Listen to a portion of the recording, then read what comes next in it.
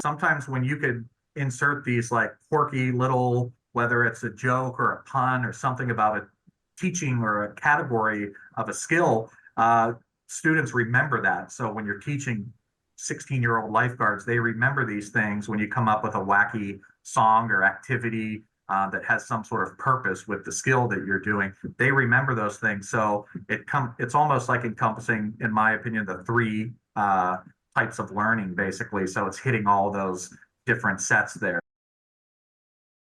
Tap into innovation at IAAPA Expo, the biggest industry event of the year.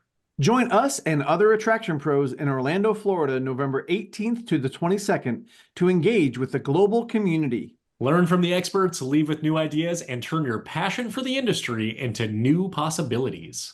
Register now using the link in the show notes to save up to 30%. Welcome to the Attraction Pros podcast, where we discuss the latest trends and challenges facing the attractions industry today. We chat with some of the top leaders in the field and provide resources that will help develop your career in this great industry. I am Josh Liebman. I am obsessed with the guest experience and helping attractions make that their top priority for success. And I'm Matt Heller. I am passionate about organizational effectiveness, leadership development, and employee engagement. Now sit upright, hold on tight, and get ready for the Attraction Pros podcast. Hey, Josh, how are you? Hey, Matt, I'm doing great. How are you? I am fantastic. Good. I am. Yeah. So... Yes. So I got a question for you. Okay. When you go to say a restaurant or some food outlet and there's a list of toppings, do you just choose all of them? I have been known to do so. When would that have been? One time at Kennywood many years ago, where that just seemed like the best option moving forward with my life in that moment. Do you remember all of the available toppings back then? No, I don't, but it was probably too many to have made the decision that I made. Yeah. Okay. Why do you ask? Well, because today we get to talk to Mr. Ricky Spicuzza, who is the general manager of Kennywood, and we get to talk about maybe some secrets about those potato patch fries, maybe some secret menu or ways to eat them that maybe people haven't thought of. Yeah, that's going to be pretty close to the end of the interview. So that's right. You got to stay for the whole thing, and you can't just slide your swiper all the way over close to the end. But you're not going to want to anyway, because this was just such a fascinating conversation. Ricky's been in the industry for many years. He started his career at Kennywood as a food and beverage team member, and as of July 2024, he is the general manager of Kennywood. I just think it's such a great story, like so many that we hear, of people starting on the front lines and then being able to parlay that into a really cool, high level position. And especially for Ricky, because he loves the park so much. I mean, that just comes through, I think, every pore in his body when you hear him talk about how much he loves what he gets to do, and the fact that he left Kennywood for other parks and other opportunities, all within sort of the Pennsylvania area. But now he's back at Kennywood, and it almost feels like a homecoming for him. Yeah, 100%. And we dive into so many topics in this interview, including interviewing and the way that he treats every interaction like it is an interview. And we talk about that in the category of kind of balancing patience and persistence, and how this really led to his career development and growth starting in his early days in the food and beverage department, and how he was able to work his way up, work for some other parks in the chain as well, and then come back, like you said, that homecoming to back to Kennywood and in the GM role. One of the things I really appreciate that he talked about was how the history of Kennywood, and it's not a young park, 126 years old, how the history is in every decision. And along with that conversation, he was talking about the fact that the fans probably don't know how often they're thought of by the executives and the management team at Kennywood, because they and the history of the property are always within the decisions. Like, are the guests going to like it? Are they not going to like it? And he actually equated himself to a kind of a politician, Yeah. an elected official where you're not going to, make everybody happy all the time, but, trying to make the most people happy is really his goal. Yeah, and we really get to dive into the conversation of generational loyalty, which we love talking about when we talk to management at these historic parks and these amazing kind of older places that have a lot of charm and maybe some quirkiness to it as well as how they balance all of that with being new, being fresh, being up to date too. And then, of course, as we already mentioned, we talk a little bit about potato patch fries. I mean, he's a foods guy. We can't not talk about food. That's right. And we love food, and so it all comes back around. So is it time to get in line for some potato patch fries and get to this interview with Ricky? Let's get all the toppings, get right into it. Hey, Ricky, welcome to the Attraction Pros podcast. We are really excited to chat with you today. How are you? Hey guys, Matt, Josh, thanks so much for inviting me, and I'm really looking forward to it. I'm doing very well, and I hope you guys are doing great. Oh yeah, absolutely. Or as Matt usually says, he's doing I can't say it. I can't take it from you. But Ricky, to get this kicked off, tell us a little bit about yourself. Tell us about your career. Hey, so I am currently the general manager of Kennywood Park and Sandcastle Waterpark right in Pittsburgh, Pennsylvania.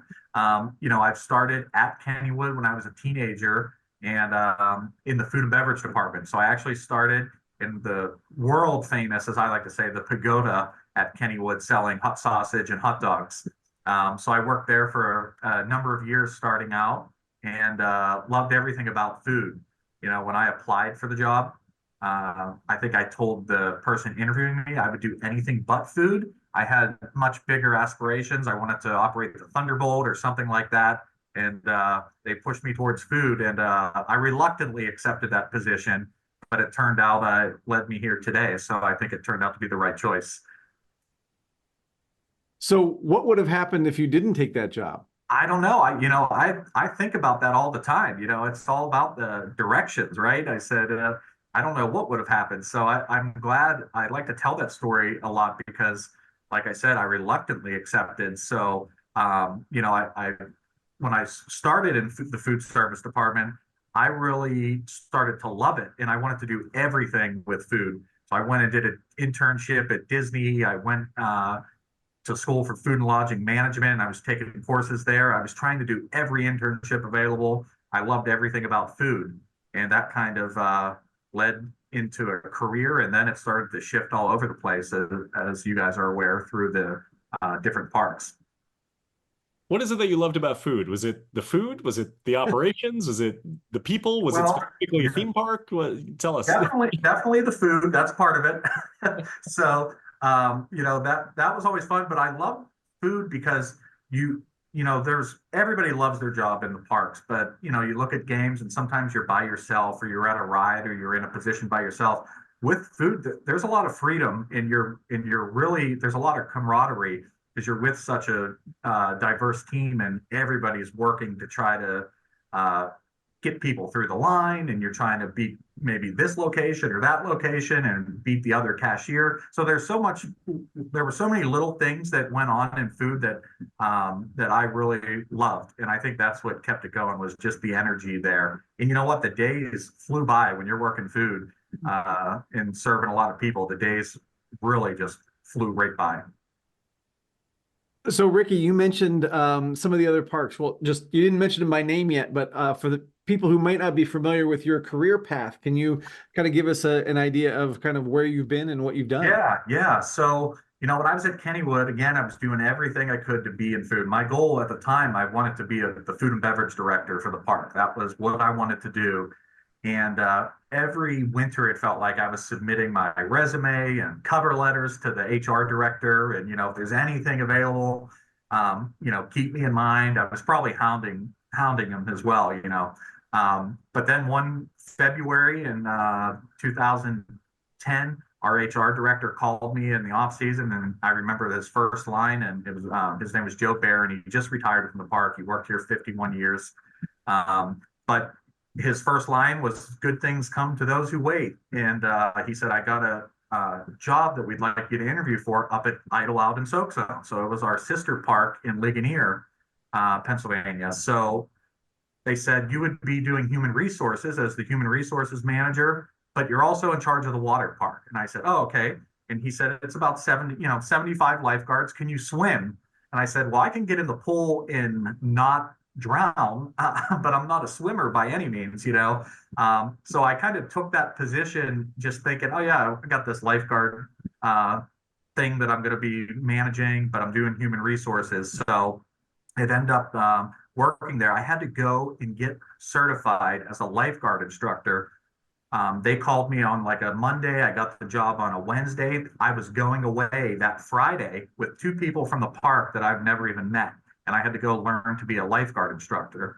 And I was a nervous wreck. And here we are. I said, I was taking hot dog temperatures for the last 9 years. And now I'm trying to figure out how to lifeguard and do that. So I go to this course and I actually failed the course as an instructor. I got a lifeguard license, but I failed the course as an instructor. But ever since then, that kind of just started. I had a little bit of I felt like I had to prove something, as I went on through the years. And I went with Ellis and Associates to their safety school. And Matt, I heard you speak there a few times, so you know about it. And I went to, I think, like 13 or 14 safety schools in a row. And that kind of like sparked my career that I think a lot with Ellis. But yeah, so with Idlewild, when I came back, I ended up finally becoming an instructor. Then I became the parks director of operations. And then I was the assistant general manager at Idlewild for a couple of years. And then I got a call after COVID. I went down to our sister park, Sandcastle, and became the assistant general manager there. And I got to lead a multi-million-dollar rebranding project, which was a ton of fun to do. And then fast forward another 2 years, and here I am back at Kennywood, where it all started. That's such a fascinating story and a fascinating journey. I want to go back to that phone call that you got in 2010, where you were told good things come to those who wait. Looking at your LinkedIn profile right now, you got the timeline here. So if my math is correct, that was 8 years from the time that you started at Kennywood till you got that call and went over to Idlewild. This kind of sense of patience being a strong quality in leadership development or even just in work ethic in general.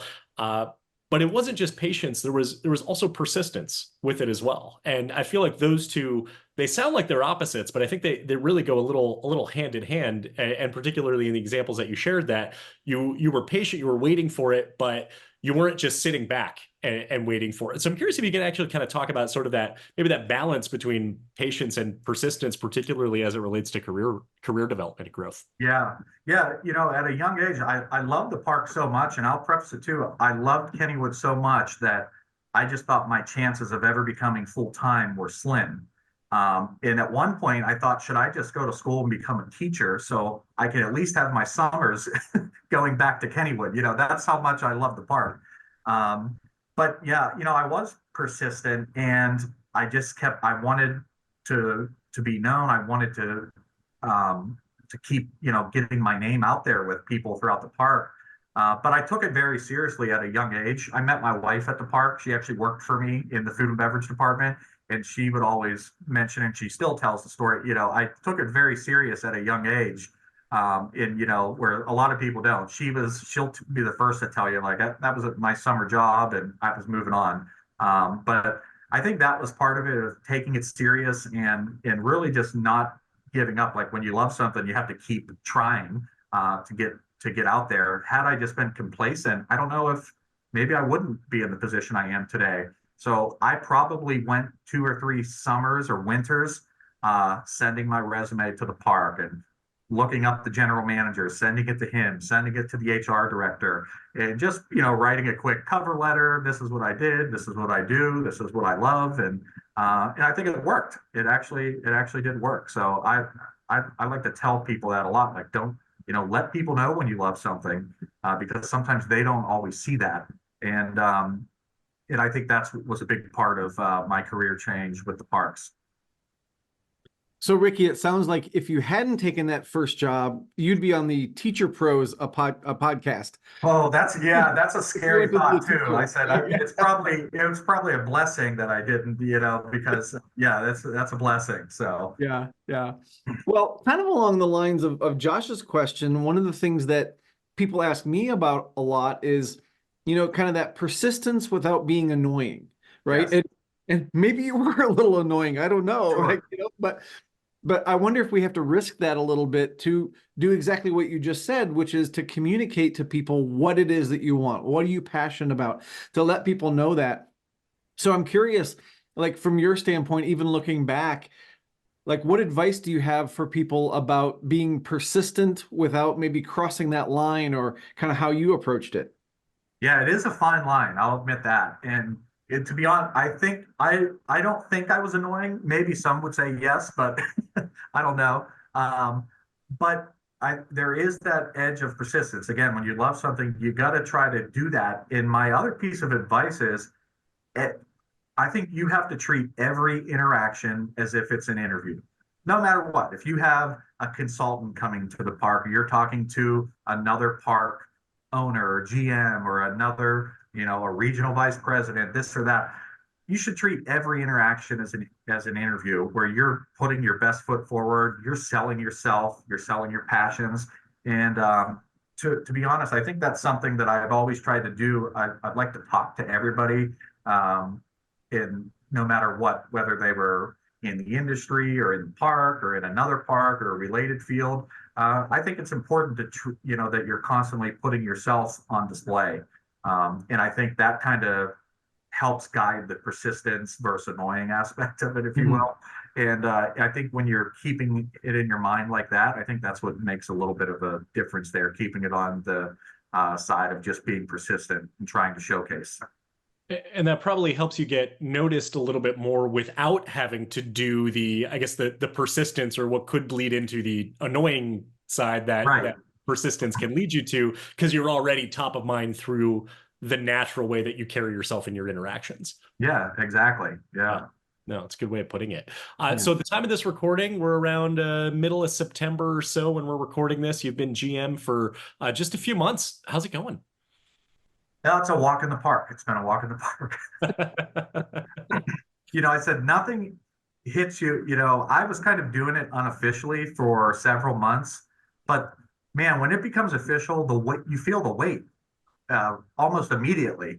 And there was this great time of I was really excited, and it was a lot of fun. I'm still very excited, but I said the weight hits you very fast. Even though, like I said, I was kind of doing this unofficially for several months now, but it has been going great. I tell everybody that it really is an honor and a privilege for me to be in this role at Kennywood, the park that I grew up at as a child, where I've had a lot of first memories on, riding the first roller coaster on the Jackrabbit, just growing up at the park and then working there and for a long time. And, at one point I wasn't sure if I'd ever get to circle back to Kennywood.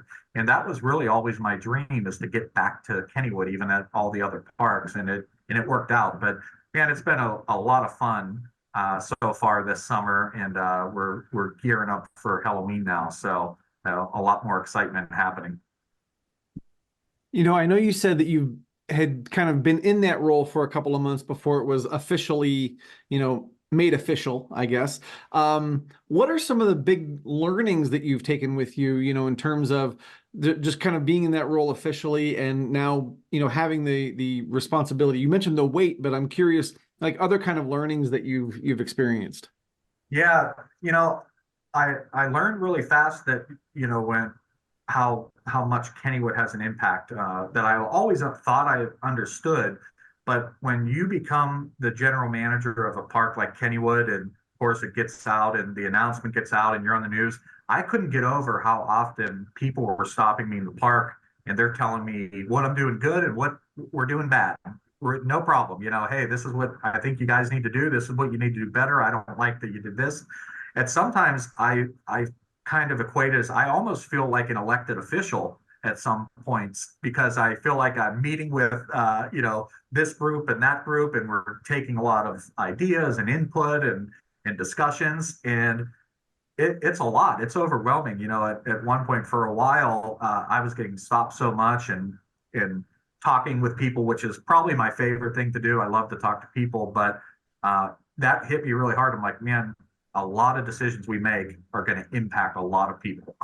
So that's part of that weight that I probably felt, but I think I started to see that right away and it's little things too. It's just the little things in the park that you do and some of the things that go on that can really impact our fan base. So when you feel like an elected official, it means that any decision that you make is going to anger a substantial subset of the population, right? Or Yeah, at least upset them or something that they would disagree with. How do you manage that? How do you do that and balance it to be able to say, I know that this was not the decision that you wanted in whatever case or scenario or example it might be, but do it in a way that hopefully keeps them, on your good side. yeah. Well, the good news is we have a phenomenal team at Kennywood that works very well, whether it's marketing, operations, and they're the ones that are really helping with these things behind the scenes that often don't get recognized. So I start with that, but I think it's just it's part of what we do at Kennywood, where we want to keep our thumb on the pulse of everything in the park, and we want to know what our customers want and why they want it. So I think that's the big decision in everything we do is we have to figure out of what how's Pittsburgh going to respond, or how's our big fan base going to respond? How are our season pass holders going to respond? So I bet a lot of our fans don't realize that they're in our thoughts more than they probably know when we're making decisions at the park, whether it's painting or adding a mural or adding new park furniture or changing as simple as changing a queue line. Our fans are in that process that we're thinking, what are people going to say? And are they going to like this? And is it some feedback we've heard before? So I think that's kind of the part of it. And again, it circles back to, we do kind of feel like we're running a little town here at Kennywood. And I think that's, often the way it works out here.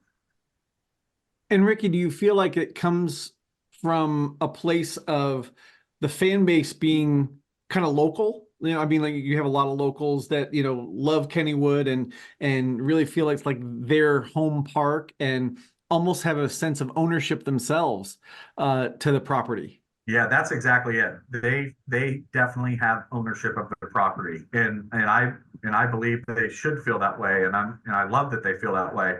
But that's part of it.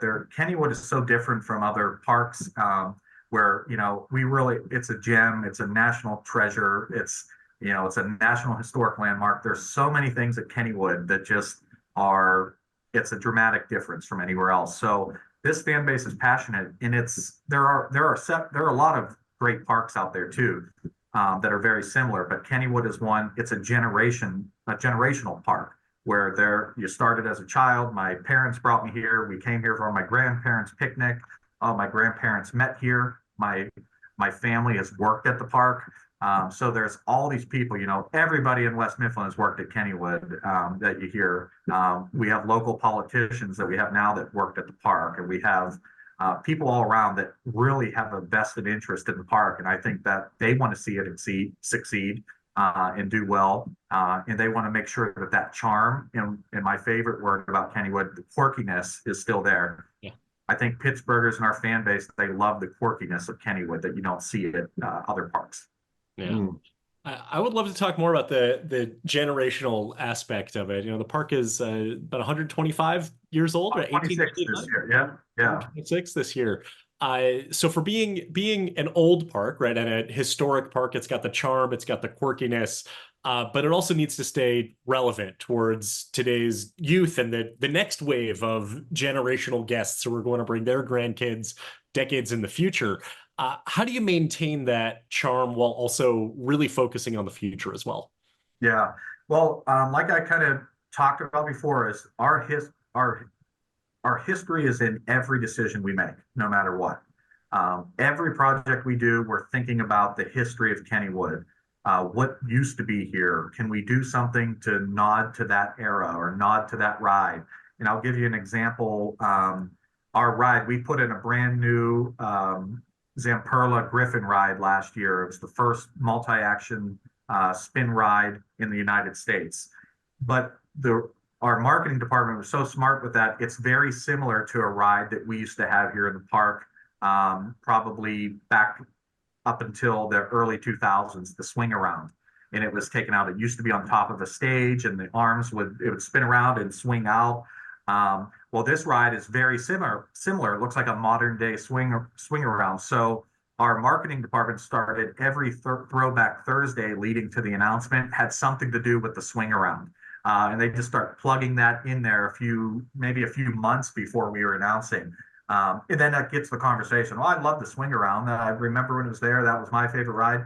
And then here we announced this ride that's brand new, and it's all these crazy colors and an awesome light package. But it's really a modern day swing around, and it was a cool thing for us to do.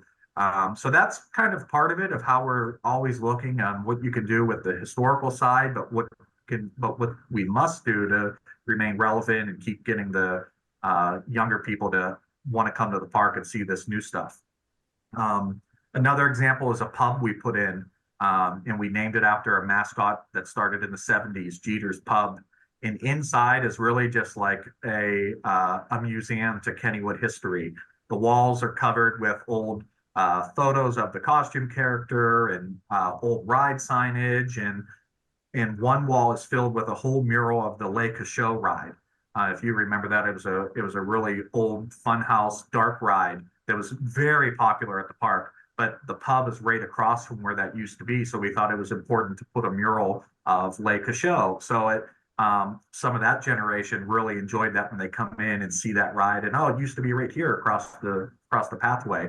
So that's just an example of the team. Again, it's something that everybody at Kennywood, that's on the management team, the maintenance team, the operations team, everywhere, they're all thinking about the history of the park, and a lot of good ideas come from those guys and that are thinking about those things. That's so awesome. That's so awesome. I know I was there, it was a couple years ago, and was so excited to get back on the Kangaroo.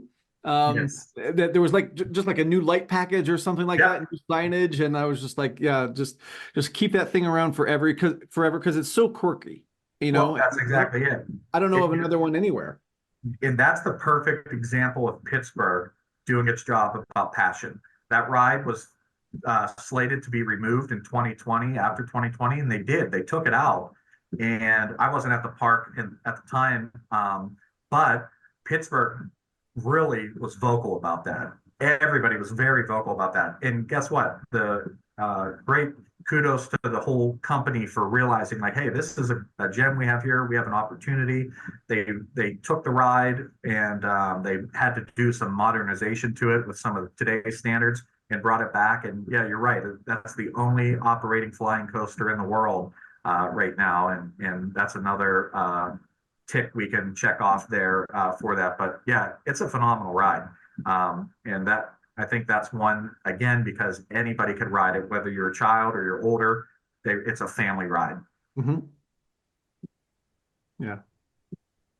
Ricky, one of the things you mentioned was about kind of that shift this past summer of taking on the general manager role, and that it was that it kind of brought on all the intensity that the role brings on, and even just going from assistant GM to GM.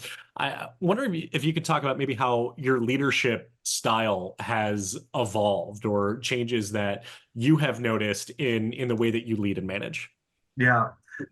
One of the things that sticks out that I always probably talk about at our leadership trainings that we do here, and obviously I didn't come up with it, it was a stamp, but the saying of a great manager, what you do with people, rather what you do to people. And I think I can definitely admit that when I was younger, I probably was more on the side of what can I do to somebody? I'm the boss, I'm the supervisor, what can I do to them? And then as I got a little older and more mature, and I think really when I was at Idlewild, I think that's when I started to come into a new style of management. And again, I think I equate a lot of that to Ellis and Associates and doing their safety school and their program. That was a big part of it.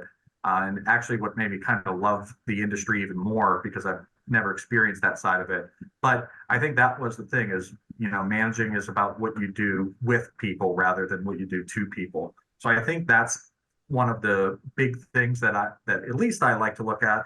But then a great example of Kennywood is I have people working here that are a lot smarter than me, and I have no problem taking a back seat to when we're doing certain things and sharing that through the park. So I think Kennywood has one of the best teams around that I've ever worked with. So, and that's from every level, every department.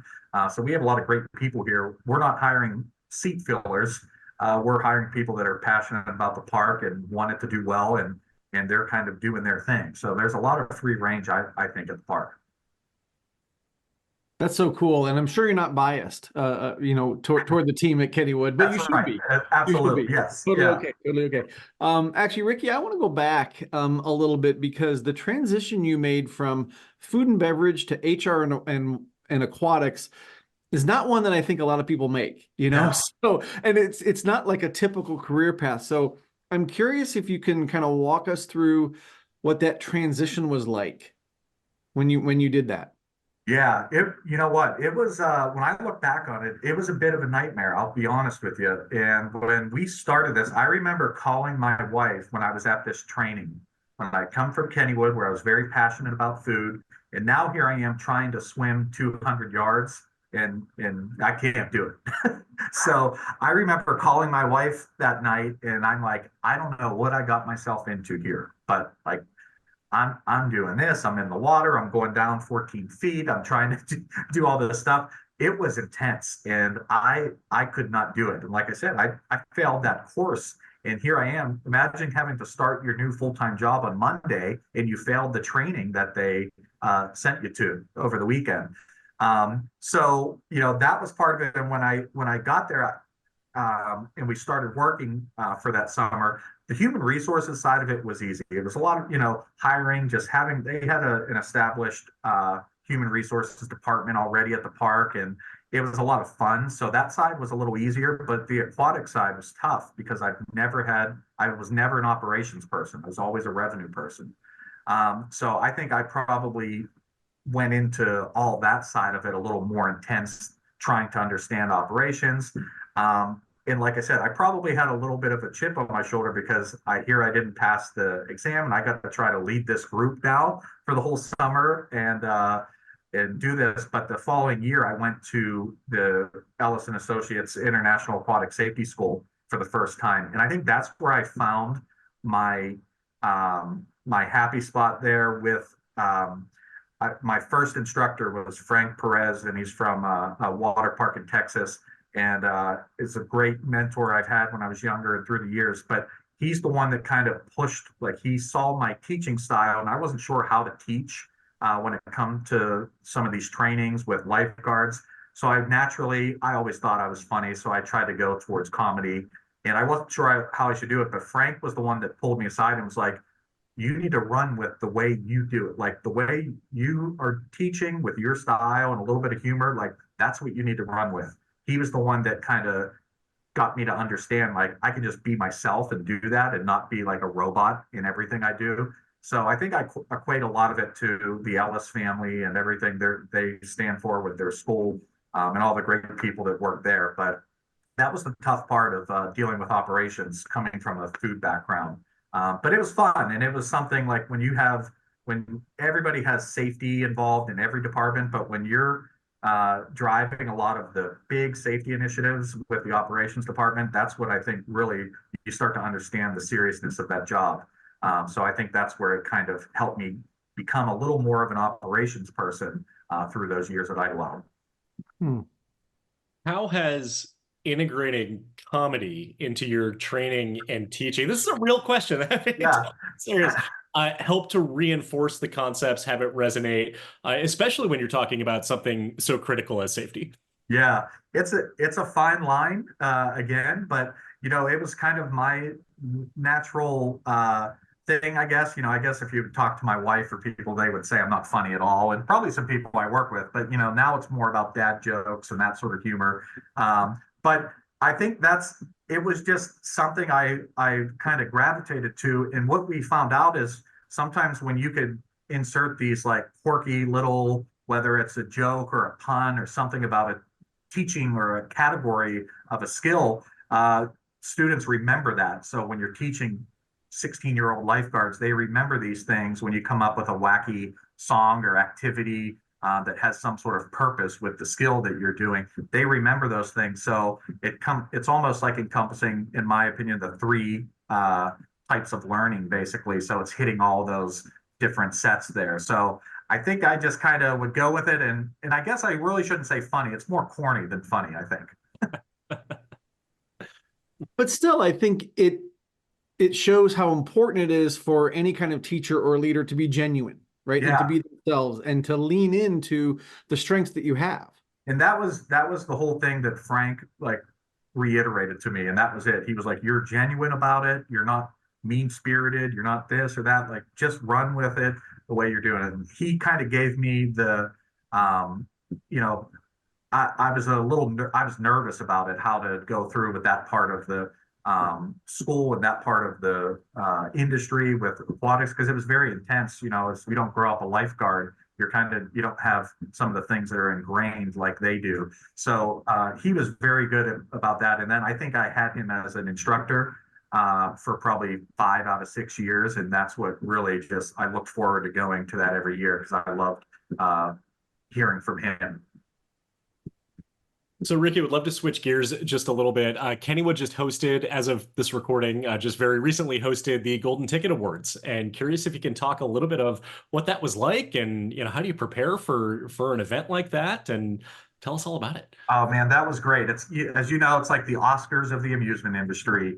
Man, it was so much fun to go through that. It was a ton of work, I'll be honest, but working with Gary Slade and Tim Baldwin and Amusement Today was phenomenal. I mean, they have everything down to a science almost. But it was so fun preparing for that event and getting the park ready. We were nervous because we were hosting in an outdoor pavilion. And if you've ever gone to some of those events, usually it's in a theater or a big space. Kennywood doesn't have that. But the team transformed this pavilion into just a beautiful event area. I mean, we had all the circle tables and matching cloths and linens and balloon sculptures, and our carpenter team built a brand new stage at the pavilion. I mean, it was so much fun to go through, and then to throw in, we had about 360 different people from many different parks around the industry coming here and checking out Kennywood. It was our chance to show off a little bit and let them see what Kennywood was all about. And we were really excited to have everybody, but even more excited when you have the people that have never been to Kennywood before. And they were coming up, to a lot of our team and talking about it and complimenting. So, man, our team did a fantastic job. Especially, I have to shout out our catering team, Stratwood Catering. They put on one of the best meals that I've seen in a long time, and several people from the Amusement Today even said in all the years they've received overwhelming compliments about the food. So it was a great event, ton of fun. That's so cool. I was at one Golden Ticket a couple of years ago, and it's a great event. And I think next year, I hope I'm not talking out of turn, but I think next year it's at Carowinds. Yeah, it is at Carowinds. That's what they announced. Yeah, so very cool. That's really close to where I live, so I don't have any excuses for not being there next year. Yeah, it's an awesome event. Yeah, that's awesome. Well, speaking of kind of Kennywood and the legacy of Kennywood and your legacy within Kennywood, I'm curious, you've been around the park so much, and I think about the parks that I kind of grew up in, and there's always sort of a sentimental favorite, maybe area or attraction, or, you may say the pagoda, I don't know, but what's one of your favorite areas of the park? It's definitely the entrance, the tunnel. I find myself in the summer and even Halloween, it's different, but I find myself that area of the tunnel, like how can you have a bad day in the morning when you got circus music playing, welcoming everybody in, and everybody's running through the tunnel, screaming, trying to jump and hit the ceiling of the tunnel. That's probably my favorite area of the park. because it's just like everything in Pittsburgh. When you come from the airport, you go through the tunnel, and when you come out of the tunnel, you got boom, and Pittsburgh's there, this big, beautiful city, the stadiums. Kennywood's the same. You don't see much of it, and then you walk down the ramp and through a tunnel, and then everything just is there, and you're in this new, bright, colorful land. So I think that's probably my favorite part, anywhere around that front area. You just got that built-in wow factor. Yeah, we do. It's Funny, really right? easy. When I think of like the Magic Kingdom or Disneyland, it's built like Yeah, they have. Yeah. go around, but you just have that. You just Yes, with yeah. the terrain. It's just natural. What about maybe nostalgia for any rides or attractions that are no longer at the park? Are there any that kind of hold a special place in your heart? Yeah, there are. So, if it for nostalgic reasons, where our we have a Carousel Burger Company, it's called. It was in the original Park Carousel building, but we used to have a sweet shop in there. It was called Waffle. It might have just been called Sweet Treats, but there was a lady, and I remember her name was Alice. It was a lady in there, and she would just make homemade donuts and French waffles all day. And these French waffles, I don't know if they have like the flour looking iron, and you dip it in the batter, and then you got to fry it, and it makes this like very thin, crispy, crunchy waffle, and you top it with powdered sugar. And it's almost like eating it feels like you're eating something. It's a texture you've never had. It almost like breaks like glass in a sense when you eat it. And I used to love those things and love watching them make that. But it's very difficult to make. And, unfortunately, years ago, she passed away. And the following year, we were trying to get it figured out, and we could not make the waffles. We were calling in this person and that person, and we just kept going with it and trying to make these French waffles. And it was so difficult. But that's one that I often miss, is that stand. It was a neat little sweet shop. So staying on the topic of food, Kennywood is very famous for the potato patch. Yeah, that's right. Do you have a favorite combination of toppings, or one that you think is like the best?